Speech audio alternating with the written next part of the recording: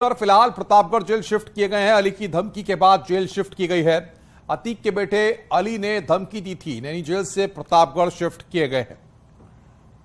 तो नैनी जेल में बंद है अतीक का बेटा, जिसने धमकी दी थी, जिसके बाद में गैंग वॉर की संभावना जताई जा रही थी और इसी के चलते तीनों शूटर्स को अब शिफ्ट कर दिया गया है। अतीक और अशरफ के हत्यारों को प्रतापगढ़ जेल शिफ्ट किया गया है और अभी कुछ ही मिनट हो रहे हैं जहां प्रतापगढ़ जिला कारागार उनको लाया गया है। हम आपको सीधे तस्वीरें प्रतापगढ़ जिला कारागार की दिखाना चाहेंगे।